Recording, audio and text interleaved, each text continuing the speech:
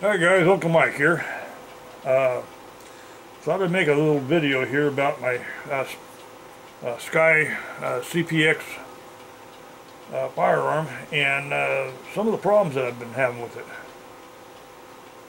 There's been a few. Biggest problem when I first got it was trying to find a holster for it because I bought it with the red dot. Now, had I not bought it with the red dot, all the others, holsters come up here and, they would have fit. But because the red dot's there, they came about to here. And the only way I could get a holster was I had to buy holsters made for without the red dot, and then I would cut them down here to make them fit. This holster here was actually designed to fit it and to go around the red dot, so it covers the trigger without any problem. I don't have to worry about, compromising, my trigger area there, or any other part of the gun or the holster. They work pretty good. But this one here, I like this holster. Let me put that away. That was the first situation. The other situation, there was several of them, and I'm going to get to each one of them, I guess.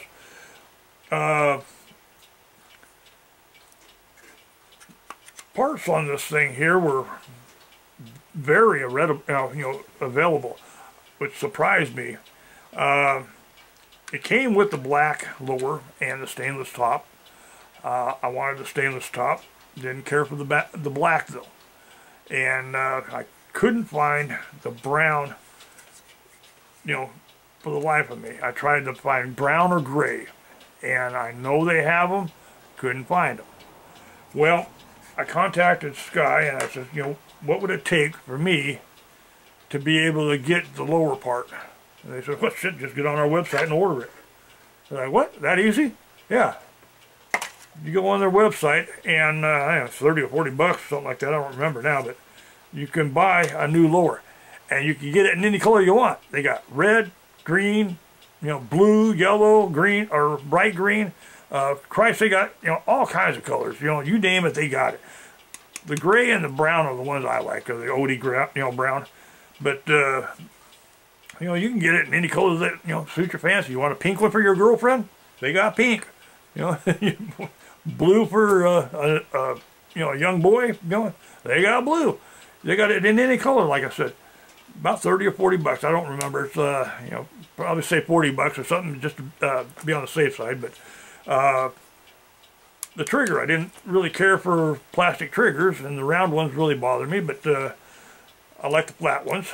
And let's see, who was it again? Precision. Galloway Precision. That's what it was. Galloway Precision has triggers, and I think they come in 2-3 colors, maybe. Something about the bare or the plain. I think the plain aluminum color is non-coated, and so you would have to anodize it whatever color that you wanted, if I'm not mistaken. I could be, but there was something about the bare one that was no coating on it. But I think they had the red, and it might be, I can't remember the other color. I'm not even going to guess. But I like the red one, so that's what I went with. Red means danger. So that you guys know that it's unloaded, don't point guns at people, oh, they kill. Anyway, they have a long trigger pull and 9.5 pounds of pressure to pull that trigger. That's the safety on the two. The one had a safety on here, but they would have problems, recoiled, people would bump it with their thumb and it would set the safety, and then wouldn't go off the second round. You have to click it down, and so anyway, I went with this one here without the safety. Actually, after I bought this gun and started putting money into it, they came out with another one that's David and Goliath or something like that, and it's a pinfire, so it already has the lighter trigger strike, which would have been nice to know that they were coming out with that before I spent money. But anyway, they sell, who had it, M Carbo. Let me see here. Let me get that up there. There you go. M Carbo is who has the spring kit.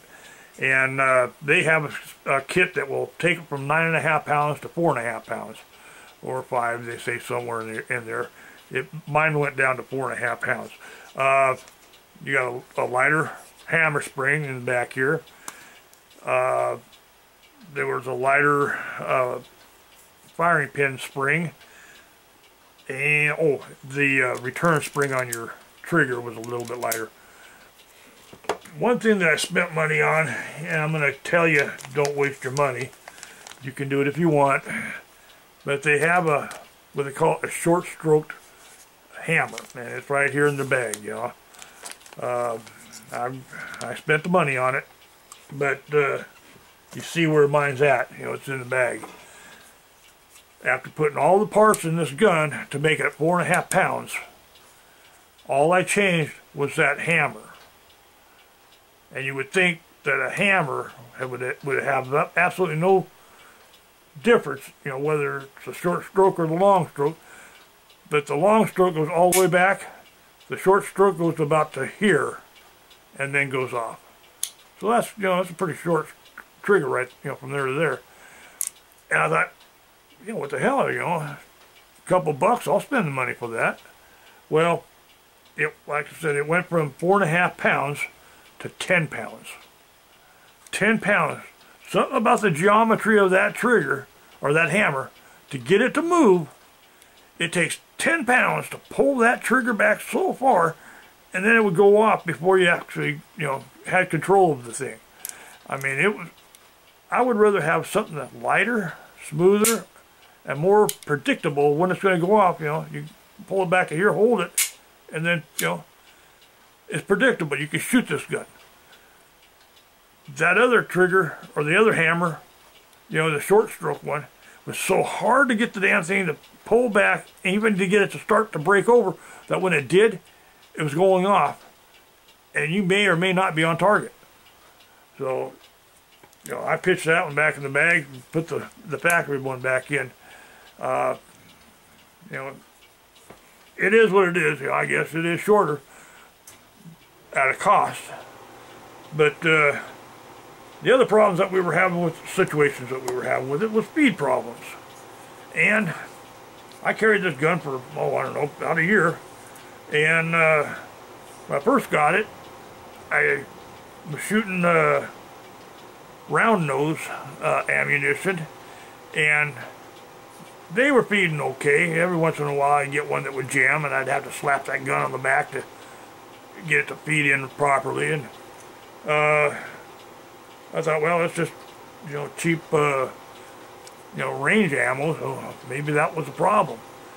And then I started looking on YouTube and seeing that a lot of people were having problems with the magazines. The magazines were being, you know, they would push down like this, and your rounds were coming out almost, you know, flat or straight like this. What was happening was, up here on the top of the magazine, they were pinched in a little bit too tall or too tight, and holding the ammo, you know, down. So if you open that up on the top, you know, spread that out, that pops that back up, you know, and now it feeds a little bit better. I didn't know that when I first got this thing, and so I contacted SCCY, and they got a real good warranty, a lifetime warranty. As long as you own the gun, they're going to warranty it. You can give it to your kid can give it to his kid, you know, whoever it goes to has the warranty. As long as SCCY is around, you have a problem with their gun, and it's their fault, they're going to fix it for you. They didn't even worry about, you know, the magazines. I called them up, and he said, oh yeah, we've had that problem. Let me send you 2 more magazines. He says, if you want, you take your other magazines, and you take a pair of pliers, just bend that out a little bit at the top, you know, spread that out so that round will point up more, and that'll probably take care of your problem. I said, well, shit, let me give that a try first. He says, no. He says, give me your name and your address, and I'm going to send you 2 more magazines. He says, and I'll guarantee you they'll work. But, you know, if you want to take the other ones and try it, go right ahead. But you got 2 more coming in the mail. That's what type of guys they are. The other problem that I had,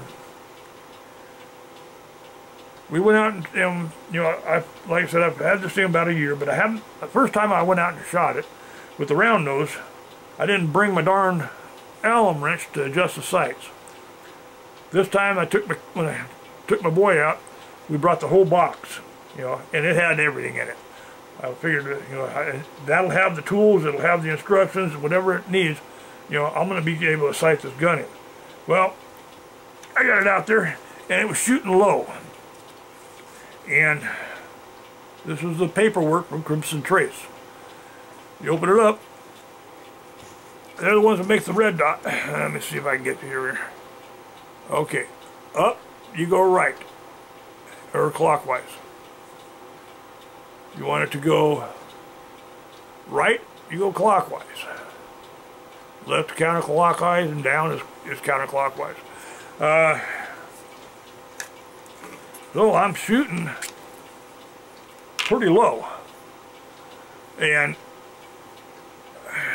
you can see up here on the top, there's a U with an arrow pointing clockwise. So up goes clockwise.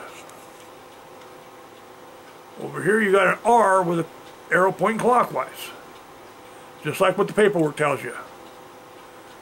Only problem is, you turn that thing clockwise and it goes left. You turn that clockwise and it goes down. Well, I ran it down, you know, screwed it to the clockwise. There's no clicks, it just freewheeling. You know, just a regular screw, and then you screw it in there and give it a crank, and it shot it, and it's still shooting low, and I gave it another crank, and it's still shooting low, and I give it another crank, and now it's bottomed out. Oh shit, you know, bottomed out, let's give it a try. Shot it, it's still shooting low. Well, you know, Crimson Trace knows how to sight in a gun, I'm pretty sure. You know, Crimson Trace has been around a while. They put some sights on guns. Problem is, they probably work more in a shop than they get out on the field and actually put it to use. Anybody that's bought an old antique gun remembers a sight that, you know, is about this long, and you lay it down and you can shoot up close, and then when you want to really get a long range shot, you picked it up like this, and with a slider that went up and down, and you can pick out whatever yardage you wanted. You know, you can bring it all the way up to the top and shoot 1,000 yards. You can bring it down halfway, shoot 500 yards. Well, that's just it. If you want to shoot up, you know, you're shooting low, you want to go up, you bring your sight up.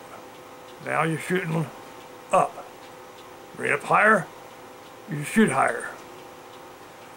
What they were telling me to do for bringing it up was going down, which was putting me down further.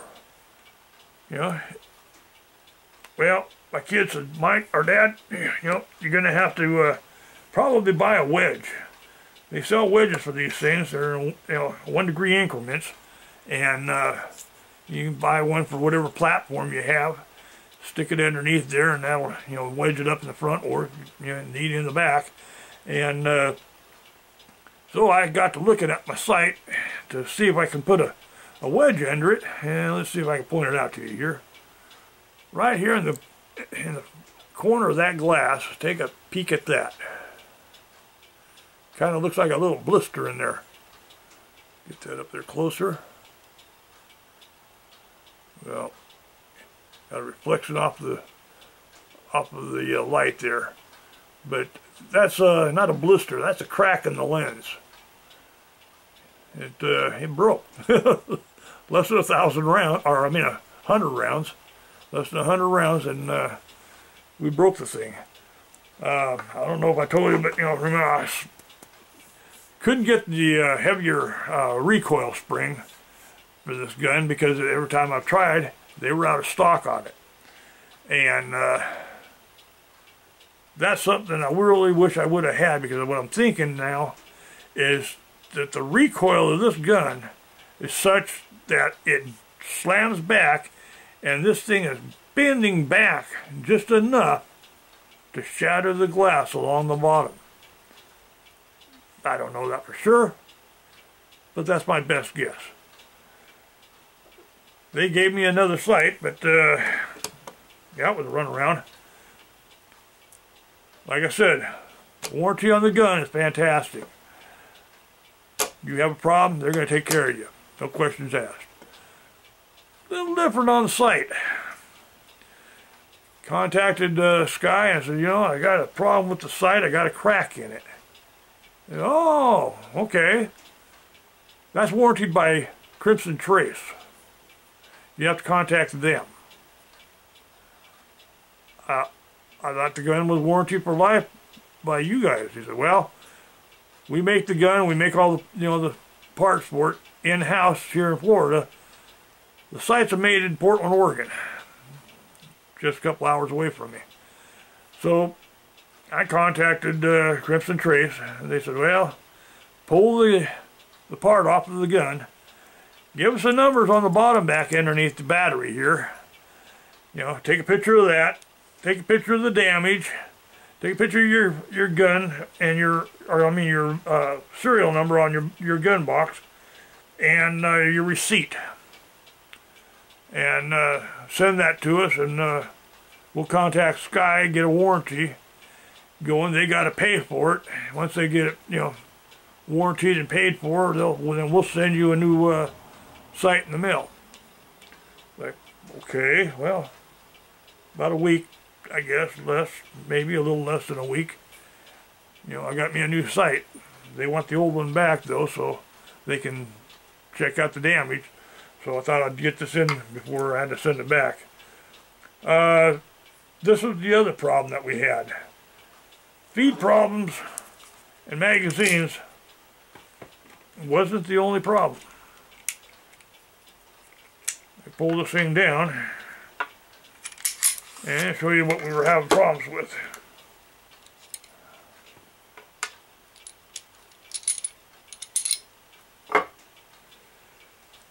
Sky kind of copped out when it came to the machine work on their barrel. The barrel's fantastic, you know. I mean, it'll shoot groups like you wouldn't believe. The problem comes with the feed ramp. Let me get it up here. This has been cut out. I've modified this because from here up is where there was a very shallow and narrow V-shaped notch. Well, the problem that I was having, remember me saying I carried this gun for almost a year? Well, I carried hollow points in it. Hollow points have a pretty flat nose on them. Conical bullets also have a flat nose on them. They will not round or feed in this thing. They were coming up here and hitting this area here, and this whole flat spot here, the face of that was flat. The ramp was only on this part here, the 45-degree part. This face part, you know, had no ramp to it at all. So I had to take it out to the shop and take a Dremel tool and file this thing out. I had to widen the V, bring the V all the way down, and then widen it out from side to side. Now, what made me get to thinking about that was I carry a little 380 in my back pocket. You see that barrel? Side to side and all the way down. There's no little small V. No place for a flat nose, you know, hollow point to hang up on. This barrel here is out of a, what the hell is it, a Springfield Arms 9mm. I got a 45 in there that's the same way. Side to side and all the way down. Why Sky copped out when they made their barrel with a small little V up here, I have no idea. It just didn't make any sense. The rounds were hitting down here in the lower part. Well, when it hit that lower flat face, it would slam into that, and then they would want to point down or straight in, and you could not put a second round through that gun. One shot was all I had for a year of carrying that gun. If I'd had to shoot it the second time, I would not have been able to do it. It would have been one shot only. So, take it out to your garage, file it out. When you get done filing it out, you know, buff it out. Take some of those burrs out of there that you might have, your scratch marks. If you don't, it's no big deal because, you know, you start feeding a couple hundred rounds through there, it's going to polish it up itself, you know. But it's better if you could, you know, buff it out the best you can, you know, before you have to take it out to the range. But you can take any round. I can stick this round down here at the bottom, put a little pressure on it, and it feeds it right in. There's no way of jamming it now. It just, whoops. Yeah, slip out of my fingers now. No way of jamming it. It feed it right in. Like I said, you can shoot anything through this thing now. You want to put a wad cutter, you know, a lead nose wad cutter through it. It'll take it. Not a problem. But it wouldn't take a conical, and it wouldn't take a hollow point. And the hollow point's what 90% of everybody that's, you know, carrying this gun is going to have in there for self-protection. But it won't take it. So if you got one of these guns and you're having problems with feeding, that's the problem. Take it out to the garage or take it to a machine shop or a gunsmith and have them do it if you can't do it. Or if you don't have the tools or the nerves to grind it out. I don't know what that does to my warranty, but I know what it did to my gun. It saved it. You know, $350 for a red dot is not very damn much money. You know, the red dot itself, if you're going to go buy a red dot, costs you that much or more. So I wasn't hesitating, you know, about taking it out to the shop and doing some grinding on it. It did bother me to think that I might be voiding the warranty, but if I'm voiding the warranty, you know, if I ever have to send it in for whatever, I can always buy another barrel. But you know, they'll return it back to whatever it was originally. You know, if you ever have a gun and you did like I, where you replaced your trigger, you replaced all your springs, you know, you polished up your barrel, all this stuff that you spend money on, make sure you save those parts. Because if you ever have to send it in, you're going to want to put all your factory parts back onto your gun. Because if you send it back to the factory, that's what they're going to do. Is they're going to convert your gun back to the way it was when it was sold to you new. And the parts that you spent money on, you lost. They will not give them back to you. They will not send them back to you in a package. They're gone. So put your factory parts back onto them, because they're going to return it back to factory specs to cover their ass, basically, before they send it back to you. So, you know, save your parts, return it back to, you know, to factory before you're sending it in, and you'll save yourself some money. Anyway, if this helps you in any way, give me a thumbs up, a like, whatever. If you thought I was a fool for grinding my barrel, let me know in the comments. You know, I've been called more than a fool, so talk to you guys later. See ya.